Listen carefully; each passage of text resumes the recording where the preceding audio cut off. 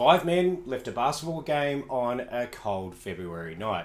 They had plans for the morning, they had their uniforms laid out, and they also had schedules to keep. Instead of going home, they drove deep into the mountains. By morning, their car would be found abandoned in the snow.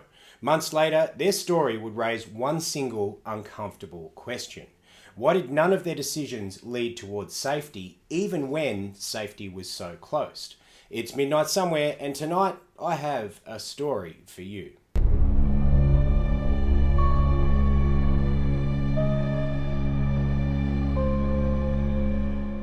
On February 24th, 1978, in Chico, California, five friends known to their families simply as the Boys attended a college basketball game. Their names were Jack Madruga, Bill Sterling, Jack Hewitt, Ted Wire, and Gary Mathias. They were all adults, they were all very independent, and they were also deeply routine driven. They loved sports, they loved schedules, and the very next morning they were due to play in a basketball tournament of their own. Ted's uniform had already been ironed and washed and laid out on the bed ready for the following day's game, and the boys had no reason to stay out late. They had no reason to deviate from their routine, and they had every single reason to go straight home. They left the game shortly after 10 p.m, and very sadly, the boys never ever returned home. Now, instead of turning south towards home, their car actually headed east, up into the Sierra Nevada mountains. The road was very, very dark, it was very unfamiliar, and it was climbing quickly into higher elevation. It was winter, the temperature was freezing cold, and the snow was already falling. Now, none of the men were dressed for any sort of cold weather. They carried no camping gear with them, they had no food, and they also had no emergency supplies. Yet sometime that night, they drove quite willingly into the freezing mountains. Now, days later, the car was actually found. It was a turquoise 1969 Mercury Montego, and it was stuck in the snow on a remote mountain road.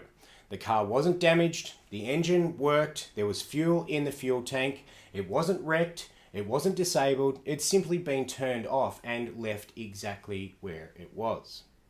For weeks, the mountains held their silence in the midst of winter, and then spring came, and with it started to come some answers as to where the boys had gone. And those answers didn't behave like answers. 4 months later, deep in the forest, a Forest Service worker opened the door to a remote cabin, and inside he found Ted Wyham. He was wrapped in blankets, he was lying on a bed, and he was severely emaciated. Ted had actually starved to death inside that cabin. And this mattered for one reason, because the cabin contained canned food, it contained matches, it contained fuel, bedding, and it also had its own heating equipment. And it had enough supplies to keep a person alive through the entirety of the winter. And Ted had actually survived for weeks, possibly for months, yet the food that was in the cabin had remained largely untouched. And also, very strangely, the heater hadn't been used. There was also a locked storage room that was filled with additional supplies that had never ever been forced open. Ted didn't break a window, he didn't try and pry the door, and he didn't light a fire. He stayed, and very sadly, he slowly starved. Now, not far from the cabin, searchers found the remains of three more men: Jack Madruga, Bill Sterling, and Jack Hewitt. Their bodies laid scattered along the trail leading from the abandoned car up towards the cabin. They appeared to have died from exposure. They were moving towards the shelter, but unfortunately, they never ever reached it. Now, after all the findings, one man was still missing, and that was Gary Mathias. Inside the cabin, very strangely, Ted was wearing Gary's shoes, which meant that Gary had made it there alive, and at some point, Gary had left the cabin without any shoes, and Gary was never ever found. Now, what makes this case so very unsettling isn't the distance, it isn't the cold, it's not the wilderness, but it's the decisions that the boys made. They had a car that still worked, there was a road that could have been turned around on, and there was also a cabin full of warmth and food that was never ever used. Routine-driven men making choices that unraveled their own survival.